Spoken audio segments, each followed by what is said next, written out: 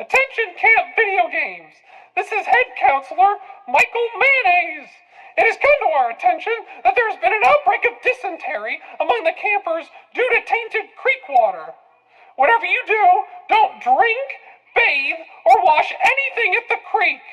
Instead, we'll take turns using the hose out behind the garden until the plumber comes and fixes the main water line. But enough of that. Today, Junior Counselors Josh and Sean will discuss Episode 3 of the Legend of Zelda cartoon, The White Knight. Whoever he is, I bet he's cute. I hope that the evil pig boy doesn't steal their magic triangle.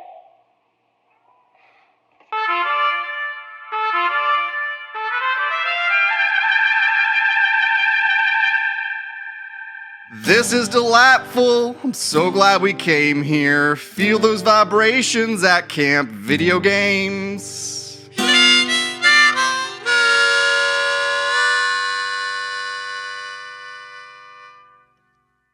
Well, hey campers, this is your camp counselor, Sean, joined by my favorite junior counselor, Josh. Yeah. What's up? I'm junior counselor Josh. I think I just gave myself a promotion. I'm not a junior counselor anymore. No, only Counselor Mayonnaise can give those. I just want to say, all you kids that have jock itch, you got to stop washing your drawers in the creek bed, okay?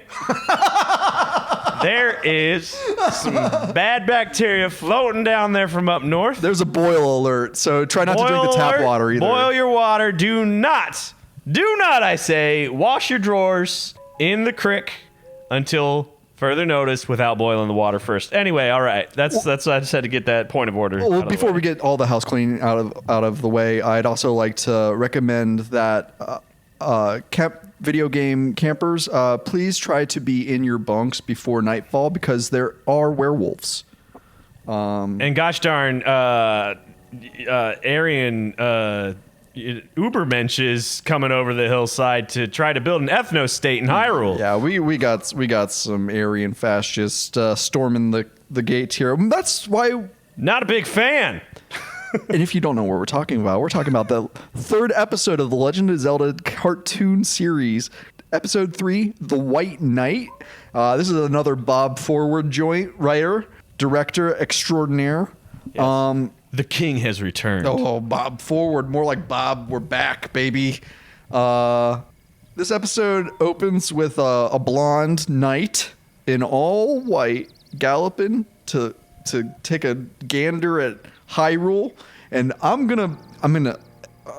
try not to editorialize too much. This guy's looking smug as hell. Yeah, no. To that point, I was making, like, I appreciate a show that takes the blue-eyed, blonde-haired white guy and is like, beware, as soon as he's introduced. Well, as a dirty blonde with blue eyes, I just feel really. I'm not saying that's inherently bad. I'm just saying there's a historic precedent for, like, if these guys organize, it could be a problem. Oh, boy. What we're trying to say is that if you have blonde hair, you're a bad person. And you don't deserve to feel good. And especially this guy. But, yeah, so he's just so smug. I don't know. I hate royalty, too. My stepdad just recently read the new book from is Prince Harry the one people like? Yeah, I think so. He wrote that memoir, and I love my stepfather, but I don't give a fuck what happens to the royal family, at all. I just like you're a sicko if you do. Not even. It's human intrigue and it's justified, and it's I like to gossip about different types of people, but I have no sympathy. Children's cartoon writers from the 80s, things like that. The hero of time. We've got a lot to say about him, but no, I just have no sympathy for the royal family, and I don't wish them ill, but I just don't care what happens to them. I'm going to go on record and say that I do. Well, thanks for listening to Camp Video Games' last episode. You can't get canceled for... Not okay. I guess they don't. Whatever. They don't care. No, we don't have to talk about the whole history of colonialism and how, like, you actually can get canceled. I'll just get my tongue ripped out with hot pincers. But that's why we don't like this blonde jerk. Yeah. So that was all to set up that point. Smash the patriarchy. So then Link, he's watching a blacksmith. He ignites his bellow with a little magical zap. And it's like Link comments. He's like, I've never seen anywhere as rich in magic as Hyrule. It's like, Link, where are you from? Like, where you been hanging? Where are you from? Like, we don't talk about anywhere else. Like, except, we'll get to it, but there is another kingdom is referenced in this episode. Oh, I didn't catch that. Yeah. Good. Okay. Hey, I mean, this white knight, he's a prince. Prince of what? Oh. We'll get to it. Okay. We'll get to it. Stay tuned. We're not taking a break. I just mean, keep listening. Zelda, like, then she's like, well, yeah, that's why Ganon wants to take over Hyrule, because we're all super magical. It's like, well, it seems like you're a well-armed, like, populace. Like, that's, like, the hardest to conquer, like, from an invading force. Like, if you've got, like... But if you can do it... I'm just saying the Second Amendment applies to Hyrule as well. You need that well-maintained militia of magic users that can... in Zelda's case, she just uses magic to do her hair. Yeah. And gives herself a nice little... Also, the Second Amendment is completely irrelevant at this point. And if you try to hide behind the Second Amendment as justification for a lot of, like, your political beliefs, then, like... Yeah, I won't reiterate it, but there's a very hilarious recent Neil Brennan bit about, like, these guys who think the Second Amendment is so great and, like, they could actually stop the state, Let's get 100 of them in a field versus one guy with a drone. Oh, yeah. I know. And also, like, at the time... Okay, this is... Yeah. Just one little sidebar. Literally, like... The conical bullet had not been invented yet when the Second Amendment was written. Like, they had musket balls at that point. Yeah. They had grape shot. They had bombs. They had things that could be, like, fired. But, like, the aerodynamic conical bullet wasn't developed for another 100 or so years, if I'm gonna just wildly guess.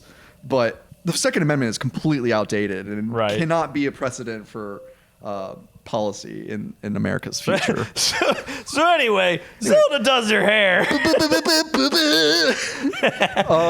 Zelda uses magic to do her hair after we've, like, really just, like, isolated a lot of people that might want to listen to our show and have strong political opinions.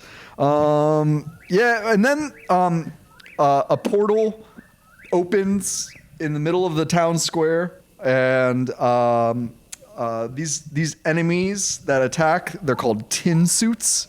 Are they named that in the show? Yeah, they said, Link says, oh boy, tin suits. I thought they were dark nuts. That's what I would assume they're supposed to be. And I think, well, in the original Zelda, there's also, like, different, like, tiers of dark nuts. Uh-huh. There's red and blue. Exactly. Those blue boys are a nightmare. Yeah, they tough. But I wonder if that maybe they're like a one of the variety of dark nuts. But actually, I'm gonna backpedal a little bit. The fact that these, like, hordes of villains can just, like, appear out of nowhere. 30-round magazines seem pretty, like, justifiable at that point. Like, I think the firepower has to be. You know what? I'm gonna go back on it. You're hedging yourself too much for these folks. I'm sorry, everybody. I'm joking. I don't think we need assault rifles. But you know what we do need? We need swords that zap people. No, we need to daggone Octorok to come out of this portal. Octorok emerges. What do you think if... Another dumb hypothetical. If an Octorok was in, like, WWF, what would its entry music be when it's, like, going into the ring? I have an answer. I'd like to be under the sea in an Octorok's garden in the shade. And that's a good answer. That's the obvious answer. The Octius. I don't know why. Maybe it's just the way it's presented in the episode that I envision it coming out to, like, the final countdown. Yeah. I don't know. Maybe we make some sort of remix of those two. But Cool. Thank you. So yeah, Octorok emerges. And after Link had defeated the Tin Suits, they dropped a rupee, but I believe they call it a ruby in this. And if I'm not mistaken, it's a red rupee, yes, which would be 20 rupees. that's a solid 20 rupees right there. That's a solid 20 rupees right there. And Link is like more interested in getting that bag than he is in like really, I don't know. The Octorok like shoots a projectile at Link and he bats it with like a board. And then he lassos it. And do you know what getting keel-hauled is? I do not. This is another part of the Camp Video Games promise that you get a little bit more of that depth of knowledge. So I believe it started as a nautical term, where they would throw you in the back of like out the back of the boat and just drag you like Water skiing without water skis. Exactly. And basically that's what should have happened. Like while Link is like getting dragged by this thing, I feel like his bones should have just like eroded as he's getting dragged at like high speed. But you know. Instead, he does like a barefoot water ski style thing with it, which is possible on water. I don't know how well it works on land with an Octorok as the boat. I guess it really just depends on the quality of your footwear. And then they, who comes to save the day but this fascist Aryan Dead-eyed poster psycho. boy, who so far has done nothing wrong besides look smug. No, he leered, he looked smug, Yeah. and they gave him a villain edit. Yeah, that's true. But okay, here's another thing that I don't like about him. The Octorok, shoots a power pellet or something at him. It's like what's the enemy in Mario? It's like Birdo. 2? Thank you. Yeah. God damn, I knew. I had that on deck. Birdo from Mario 2, where shoots eggs. And it's at you. the way Octoroks attack as well. Like canonically, since the beginning, I think they've always had that Birdo style mouth, and they shoot rocks out of their mouth. And now in the most recent, 3D iteration, Breath of the Wild, that's what they pop up and spit it out like that. They're like the most aggravating enemies to just like pop up in the middle of something. Octoroks are. But okay, so the Octorok shoots a power pellet at the White Knight. He deflects it with his shield, and this is what bothers me. He just throws the shield down after that because he wants to use his fancy crossbow, and he blasts the Octorok, saving Link. Yeah, I think maybe we should reiterate. It's not like just puts it down, like throws it away. Yeah, it just It's like, I'm bothers done me. with that. And so it's like already that's the nod to the villainousness of, I don't know if that's a real word, of his character, as like this is a uncouth, unethical rich boy. Yeah. Consumer culture. Yeah. I remember watching this. I was at a concert, and I'm not gonna go too deep into this, but friends of the show might know that Josh and I have dabbled in the world of ska punk, and I was at a ska concert, and one of the trumpeters at this show, I'm not gonna name names, was playing a trumpet solo. Played his trumpet solo, and then threw his trumpet on the ground after he was finished. And I was watching with just horror. Like, it's not the fact that I think the trumpet is a great instrument. I learned to play it as a kid, but it's just the disrespect of an instrument and the fact that, like, hey man, I guess you're done playing trumpet. Like, Yeah. He basically and this is not necessarily what the White Knight does, because he follows up with other stuff, but it's like, okay, like that trumpet, that's the reason you're on stage. What are you going to do after you throw it down? It's probably going to go out of tune. Like, you got to, like, I just really, he was a bad person. It's still, but it clearly exemplifies what I was saying is emotionally conveyed by this guy being like, done with my shield. Yeah. I can get another one of those from anyway. It's just bothersome, and he did it so smug Yeah, too. exactly. Stupid blonde, beautiful man with his perfectly symmetrical face and his wonderful fashion sense. Am I just like redirecting all of like the like energy that he's kind of permeating, and just like I'm reacting like with passion, but not in the right direction. You know, maybe I'm just really turned on by this guy, and I'm just gonna like give him a hard time as a result. Well, his design is very like this was the icon of the hot male at the time was Fabio. Oh yeah, So it seems inspired by that a little bit. Such good hair. Yeah. Yeah. So he destroys the Octorok, or I guess defeats the Octorok, because in this it also seems like enemies don't permanently die when they're defeated, right? They get sent back to the evil jar in Ganon's Piggy Palace. And Link is reaching for that sweet 20 spot, and White Knight takes it. He's like, well, I did defeat the Octorok, and I agree with him in this case, where he's like, well, I like imagine like playing like a co-op game, right? And like, yeah, sure, you were fighting an enemy first, but then when your partner comes in and actually like does the assist in a way that like he gets the experience. Like it wouldn't have happened without them. Exactly. Like Link, you would just be a puddle at this point. Like he would have dragged you so hard. If you were not wearing good boots, you're just gonna be just like ground away. And he introduces himself. He recognizes Zelda on sight, which makes me think that he was specifically going to Hyrule to like make a case, right? Because like he doesn't say why he's going there. He's just like just being all hot. Just showing up places and helping. He just helped. He just saved the day. He just did the right thing. But just the way he does it, I just don't like this. It's purely the attitude is the problem at this point. We learn his name is Prince Facade. Yeah. Love it. I loved that. And not only does he I don't need any subtlety in my children's cartoons. Not only does Prince Facade take Link's payday, he takes the sweet Princess Zelda. And yeah, like, so basically Zelda is like immediately smitten with this guy, and rightfully so, kind of like, he's like perfect, and he's like just saved the day. Like he showed up the hero, like, and he's got a ride. Like he can give Zelda a ride back. Link walks home alone. And then, so what I love about Ganon as the villain of this show is that he has his finger on the pulse of what's going on in Hyrule at all times.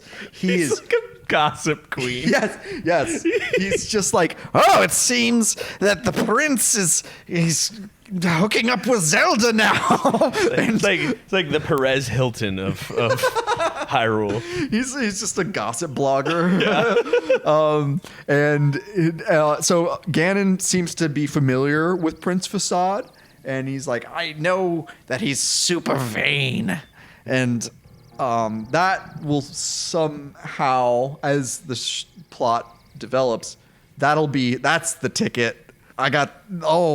Zelda's dating a new sloppy boy? I'm sorry, the opposite of a sloppy boy. A fancy lad now. Zelda's dating a fancy lad? I know what to do with that. Oh boy. Big moment here. Because now we get to meet... We talking about the Kingy boy? King of Hyrule. Here come the Kingy boy. And he seems nice. Like, he doesn't seem like a ruler. Or like he doesn't seem like royal at all, really. He just like, and this is a problem with a lot of like late 80s and just cartoons in general. It's like sometimes the voice acting is a little misguided, and it's like, what accent are we going for? Who is this character, and what are we trying to tell about this character through their voice? And with them, it seems like the voice actor was like, well, he's like, old chap, what do you want to do next? Yeah. Well, he's kind of aloof. I had that word. And a little bit silly. I described him as affable yet aloof in my notes. Right. Yeah. And I don't have the example on the tip of my tongue, but that is a like archetype or trope of that time. I feel the Emperor's New Clothes. Right, like where he's maybe a little bit of that. Where I think that like maybe some of the Disney kings were like that. Yeah, you're totally right. I'm thinking specifically of Jasmine's father in Aladdin. Yeah, like which was after this, but like, Well, I mean, they could have taken. because the focus is always on like the princess and the prince, and it, I don't know where it originates, because maybe there's some Shakespeare plays like that. I don't have any examples right now. Well, it's but- also like with like in the monarchy where like these kings to be, the future king is like a coddled child who is going to be like said yes to at every point, and Yeah. so even if they're like kind of a good king, I'm thinking in Game of Thrones, like King Tommen, he's technically a Baratheon, but he's really a Lannister. I don't think you haven't watched that, or Not a you're Game into of it. Thrones fella. That's okay. But, people outside of me will understand and follow. He's a good kid, but he's just kind of like he's never had hardship, therefore he's never developed any real personality outside of Yeah. being like pleasant. It's like there's a little bit of like Elon Musk character to it, of like I've been surrounded by yes men, and like I just think like I'm so like affable and funny, you know. He's not as obnoxious about it, but there's sort of a sense of like I could do no wrong. I guess I'm the best at everything. Yeah. That's what people tell me. And my family is responsible for so much suffering. So, okay. Basically, the king is like, oh, what's your name again? Prince Facade? Like, so you're an adventurer type. We already got one of those. That was my favorite part. Where they're like, the cast list for Adventure is already filled. Yeah. And he's like, kind of like, don't we have, like, he doesn't really know for sure. I kind of admire his like loyalty to Link in that sense, where he's like, well, I mean, 2 adventurers is cool, I guess, but we got one already on retainer, I guess. I haven't really looked at the contract Got an lately. Adventure Boy retainer.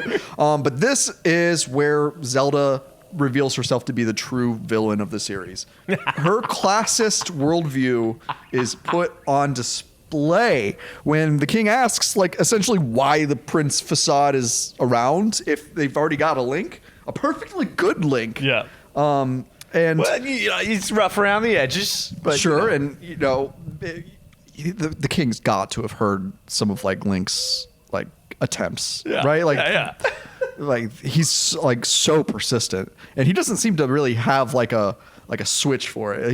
He's never like trying to like. I mean, that would make him seem so sinister if he was like, oh, I can't put the moves on Zelda now. Like, Dad's here. Yeah. But and Zelda's like, oh, like Link's just not in the same class as the prince. And She literally says class, right? yeah. And it's just like, wow, girl. Like, okay, I know this is the Legend of Zelda, Right. but like, more like the legendarily bad take of Zelda. Yeah, no, it is back to like what I was saying at the beginning of this episode is like the guy with more class is the like The Aryan flowing youth, blonde yes. Aryan white dude. It's like legitimately like when people talk about like the reinforcement of like white supremacy and patriarchy, like it happens as sillily as this. like Bob Forward, probably not a bad guy. No, dude, actually, he was I- just I- told like this is what normal is. Yeah, you know? I and the really- guy, it is the bad guy at the end. But As a TV writer, I really admire Bob Forward. He's got a great career. He's also written a couple novels. You know what? I'd like to say someday, maybe he'll be a friend of the show. I hope so. But like it's still just like the default of like, oh, what women should want is this. It's like, Well, it's but like I don't know. it's the reflection of like, okay, like when you think about Barbie, the doll, as like being conceptualized as the ideal woman, yeah, and same thing. And he's just a male Barbie, and I know Ken is supposed to be that, but he doesn't look like Barbie. He's got brown hair. Barbie's Yeah. blonde. So yeah, and Zelda is just like, yeah, again, she's smitten with the prince, and she's not being shy about it. She's like being pretty forward and like being like, she's going like as far to the point where she's basically just like putting her finger in her circle hole hand and just being like, the prince and I would like to wink, wink, get to know each other. She's making the universal. I want to get a smooch from him. Yeah, maybe I'll finally smooch someday.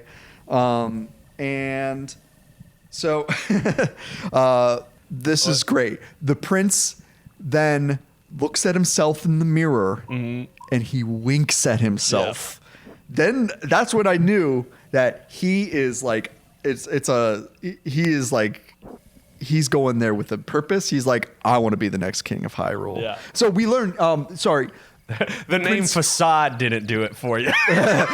he's a phony. Prince Phony of Phony Town. But he's Prince Facade of Arcadia, which is the only other kingdom that we know of so far. Yeah. Do you think that name came from them just being like arcades, video games? Yeah. I completely think so. Yeah. That's a good take on it.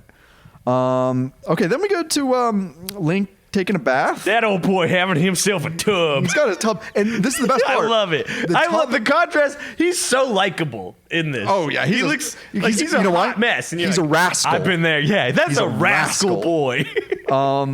Okay, here's what I don't like.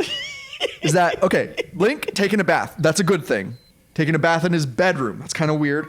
Yeah. Taking a bath in his bedroom in front of the Triforce of Wisdom, which is cognizant and like it's conscious, like it's aware of what's going on around it. Link's getting naked in front of like a divine relic of the goddesses. But in its divinity, wouldn't it just see the naturalness of his nudity? This thing's gonna start quoting like Oscar Wilde and be like, nothing human can disgust me.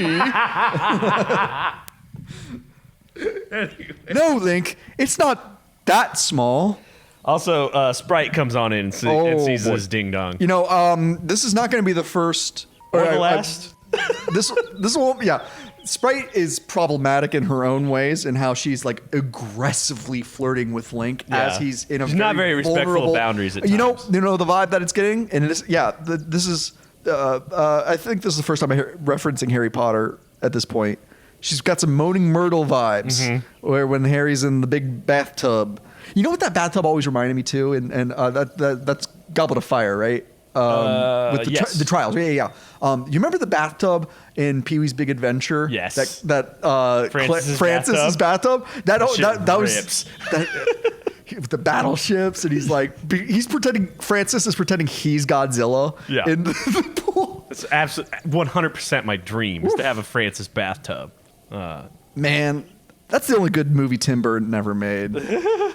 I'll die on that cross. Yeah. So Sprite, she's got that Moaning Myrtle vibe where she's like, "Yeah, you're in the bathtub, and unless you want me to see your dingus, you're gonna stay in that bathtub. So I've got you as a captive audience for my aggressive flirtation, you vulnerable naked teen." So then we go to the prince he's telling Zelda that he's fought Ganon before. It's like not a liar. What, you think Link's the only one who's done it? Well, no, I think he's actually telling the truth because Ganon is like, oh, I know Prince Facade. Yeah, that guy's vain as hell. But also, we've established Ganon as just a gossip queen.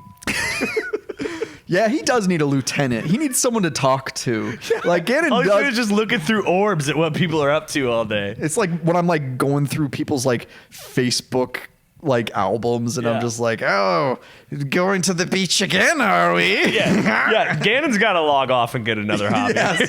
Ganon is too online. Yeah, I mean, basically, it's just like every episode is him doing Jan 6th. You know, like because he was online. Storming the Capitol. He was online just staring at what everybody else was up to, and it drove him wild. Ganon got radicalized by Facebook ads.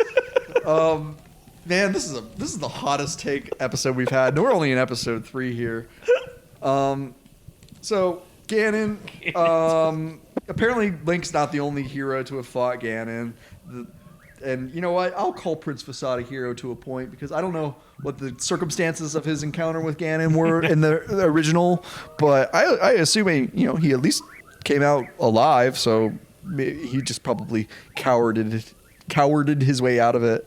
But Zelda, the prince, and the king, they're sitting in front of just the biggest fucking fireplace I've ever seen in my life. It's like a story tall. It's wow. Yeah, it's literally 3 of them like, tall. and like the fire is filling that thing, which means like they would have like it's like they've got like a nuclear reactor burning in that room. Like, that would be so warm. They're burning half of the Hyrule Forest every time they get cold. They're burning the Deku tree in there. He's like, please, this is a gross misappropriation of my talents as a talking tree. And then My boy comes in. My and boy he's comes in. He is bedecked. I love it. I love it. He tries to. So Link enters, and I don't know. Do you have notes on his outfit? Because I've got it on screen and it's incredible. I mean, I originally just wrote that Link enters in drag, but yeah, it's like it seems like he's wearing like more like women's attire, but I think that's just me gendering some clothing here. I don't think because like okay we can get SJWE on this and be like, oh, they're showing that him feminizing himself is what he thought he should do anyway. No. I think like he's pulling the things from around the castle that like look expensive and hacking together an outfit because it's just sort of like almost ends up being gender neutral because he has like What's the color scheme he's got on? There's no singular palette to it. I'm trying to get the frame back up. It's so good. But like he's got like ribbons and like badges, medallions and badges, Yeah. but also like a big pink bow. Yes. And there's I think a feather. Yeah, he's got feathers in his cap. Yeah. It's great. He's got I love it. like riding boots with He's spurs. an androgynous hero. Yeah. You know? Oh yeah.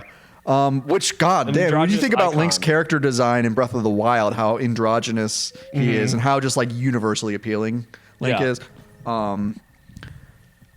What I think is my take on this is that this is a working class interpretation of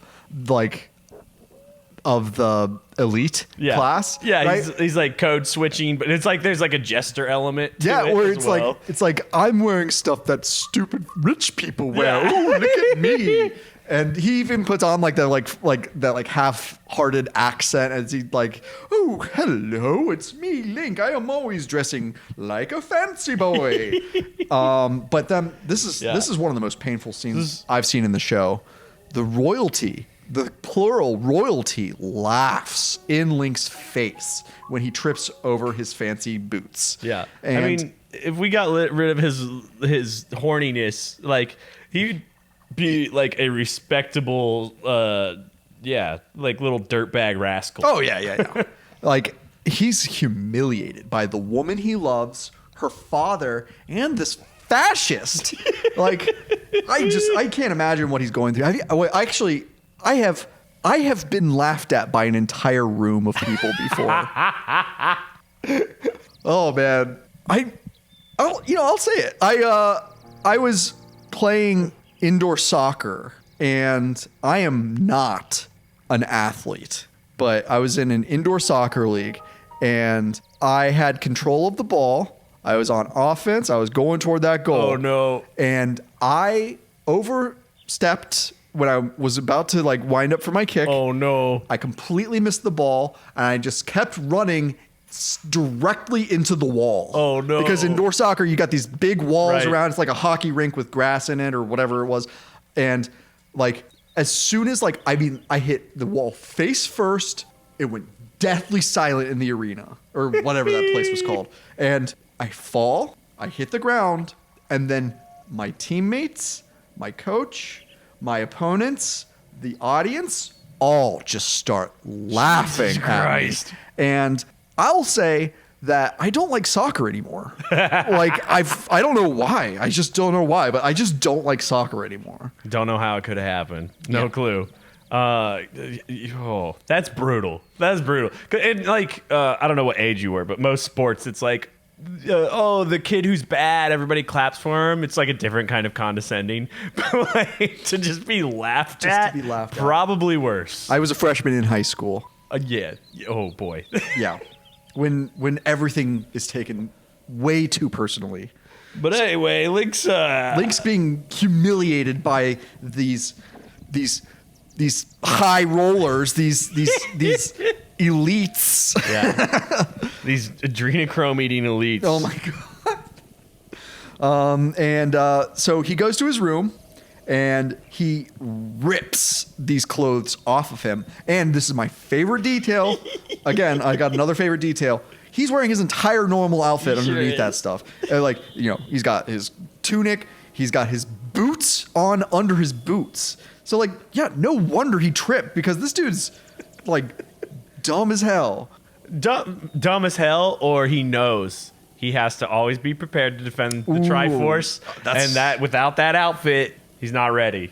I'm like, which is definitely not true, because we've seen him in just chilling in we've seen him in just all a the big time. T-shirt, Yeah, no pants.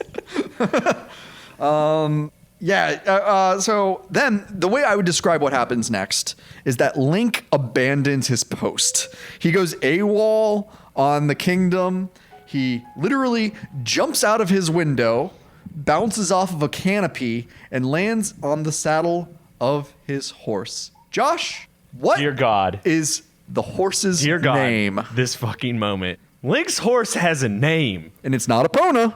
It is not Epona. His horse's name is Catherine. Catherine. Catherine. Just Catherine. I'm going to go out on a limb and just say it's got to be a writer's family member or loved one. Like, just like this is such a weird tangential example, but like in the original Adventure Zone series that the McElroy brothers did, you could get a character named after you by like, if you were, I don't know, a supporter, you tweeted something, you know? And like, so there's a lot of characters with just like really regular names. That's great. like the one I remember is like the big bad at the end of the first arc is just named Brian. That's great. You know? Oh, that's great. So like, that's immediately where my mind went, is they were like, canonically, this guy doesn't have a horse. We can name whatever we want. Hey, wife, can I put you in the show I'm writing? No, he's like, honey, it's our anniversary. What did you get me? He's like, check out this script. I named a horse after you. You think I'm a horse? Catherine, I love it. And then, yeah, you know, he abandons the castle. And like, this is again where it's like, okay, what are the terms of his engagement as the adventurer of Hyrule Castle, as the sole guardian of the Holy Grail, basically, for them? Like, what, like, because like, okay, what does the Triforce do?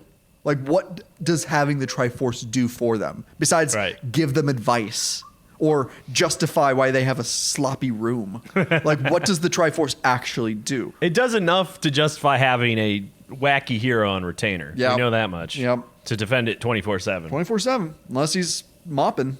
Or if they have a different calendar. Okay, so Ganon, he's watching. He's like, oh boy, Link has left the castle. He's scrolling the blogs. Yeah, I guess I'll check the closed closed circuit camera I've got on. Let me see what's going on in the Hyrule Castle Twitch feed. Oh, there. Okay, he's leaving the castle. So so Ganon sends a horde of beasts. We got some Tektites. We got some Moblins. They jump in and they steal Zelda. They steal her. They throw her out the window. And Link, he's like not even that far away from the castle. He's like barely like gone AWOL. But he hears Zelda scream as a Zora. And this is great too. We get to see a Zora for the first time in this show, I think. And this is back when Zoras were the enemies. They would like, I remember, in the first Zelda and in A Link to the Past, the Zoras are like they're not major enemies, but they appear a lot in the water areas. They just like kind of like their heads poke up and then they like puke fireballs at you. They're like the creature from the Black Lagoon. Yeah, they look super cool. And yeah. I love that comparison. I love the creature from the Black Lagoon. The actor who played the creature from the Black Lagoon just died recently. He was like in his 90s. Holy He was like the last living universal monster. Which is crazy when you think of like in that same like echelon would be like Bela Lugosi, Lon Chaney, like all these like classic guys who have been dead for so long. But yeah, that guy was just like, oh yeah, I used to be a fish man. Okay, so this is where Ganon's plan starts to come to fruition. Okay, so it's the Zora that takes Zelda. Yes, and it's quite so simple. Let me explain how simple, brilliantly, deviously simple Ganon's plan is.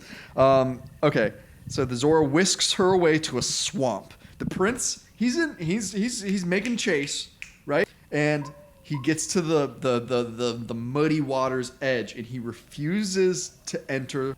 And do you remember what Zelda calls him when he refuses to like get dirty to help her? I believe it's fish lips. No, she calls the Zora fish lips. She calls Prince Facade a useless fop. That burns, man. Yeah, that is a good sick burn. So this is where the White Knight shows his true color, which is cowardly yellow. Ain't no gosh darn Triforce for cowardice. No, I can tell and you then that much. this is the second Harry Potter reference I'll make, and the last one for this episode is that he's pulling a real Gilderoy Lockhart here. He's a braggadocio. Yeah. He's vain. He's like overinflating his worth, and then when the going gets rough, he gets going. He's not going to help. But Link, he's a filthy boy. He'll just jump right in that dirty muck. rascal. He's a dirtbag rascal. And if he'd stop being such a gosh darn womanizer, we'd love him for this. Yeah, we really would. Especially if he was like, if Link just didn't talk. Nintendo, take notes. If Link doesn't talk, people are going to like him more. I tell you that much. Is that the only reason we're not going to get like a proper like Legend of Zelda like adaptation again? Like I don't know I hope if they're not. ever going to I don't do want it to happen. I think the capability that modern video games offers in terms of like, more traditional like filmmaking storytelling is that it can be integrated into the gameplay, and then they justify why Link is a mute in the more modern games because he's like almost like a stoic samurai who's like taken the oath to protect and like doesn't want to distract or like show any like he wants to stay humble. I don't know. That's just me like overly like aggrandizing what Link is capable of, and instead with him as such a motor mouth in this, it really does take away his effectiveness as like a heroic character. Right. It's only through his words and a lot of his actions that he shows he's not very heroic in this show. But he does save the day, and he zaps the Zora that's carrying Zelda, and she falls in that mud too. And now they're both dirty. They're both filthy, dirty Hylians. And and they get out. The prince, he like offers his hand to Zelda to like, he's like, oh, now that you're not in the mud, I'll help you out. Like, come on up, baby girl. I helped, right? And she doesn't even have to touch him. She just like she does one of those like what like things at him, and he falls right in that mud. Oh yeah. Because we were watching, I was like, oh, she's gonna push him in that mud. Yeah, and yeah. you're like, I don't know. Nah, he's a coward at heart. Although he does, I mean, to Prince Facade's, credit, he does do some heroic stuff. He is handy with a crossbow, and he throws shields away. That's pretty cool. But Zelda, again, after being rescued in what's I assume like a pretty traumatizing like attack on her life, Link is immediately like, we should smooch now. Like, I think I've earned that smooch, babe. You had a shot, my man, and then you just had to go and be the bad kind of dirtbag. You had to overstep that soccer ball and run right into that wall. Yeah. Oh well. And she's basically the only reason that she explains she doesn't want to smooch is because they're both too muddy. I do want to see them smooch though someday. I wonder if we'll end the series with them getting that last smooch. Yeah, that first smooch. We'll see. One more note I want to make about the episode is there's I forget what Link says, but when he decides to save Zelda, he has like a fourth wall breaking moment. Ooh. Where he like looks right down the barrel of the camera and like talks to you. And like the last shot in the episode is the prince doing the same thing. I forget what he says, but he's like doing the, oh man, why did it come to this kind of thing? Yeah, the kind of like where it's like, ugh, like in The Office when Jim looks at the camera Yeah. and he does that like, I know, right? Yeah. Kind of look. Yeah. That's kind of the thing they're doing. Yeah. The dang on Office stole their main gimmick from the Zelda cartoon. I tell you what. Well, excuse me, Pam. All right. Well, that's episode 3 of the Legend of Zelda cartoon series, The White Knight, quote unquote. Real piece of trash, that guy. Yeah, I don't man, like we him. got kind of hot and heavy there, didn't we? Like, just like I don't like him. I don't like him. I know it. I don't know how I feel. I hate the way he makes me feel. Your feelings are more complicated than mine. Well, it's like looking in a mirror, you know. Thanks for listening to Camp Video Games. We'd love for you to follow along with us at Instagram. Just follow us at Camp Video Games. And if you've got anything you want to say, I read all the emails that come through. Just send one. campvideogames@gmail.com. Let me know what other video game television adaptations you'd like to hear us talk about. Maybe some game recommendations. Maybe you could tell me how bad my takes are on the Second Amendment. All I know is that, we all deserve to feel safe at home. Whatever, I'm coming for your guns. Oh. I'm just kidding. Everybody gets an extra juice box. Everybody gets juice boxes. Him. Some of that campfire getting your smoke. I hate white rabbits. That's what you say when the smoke comes at you. Oh, I always said, could I get a fan? Anyway. All right, thanks, guys.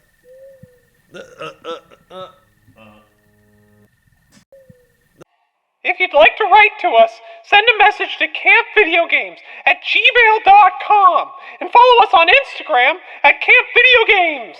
If you want to become a real happy camper, you can support Camp Video Games on Patreon. For $5 a month, you'll be granted access to even more discussions about movie-based video games, game-based movies, full-length commentaries, playthroughs, and more. Whether you sign up or not, we're glad to have you here at Camp Video Games.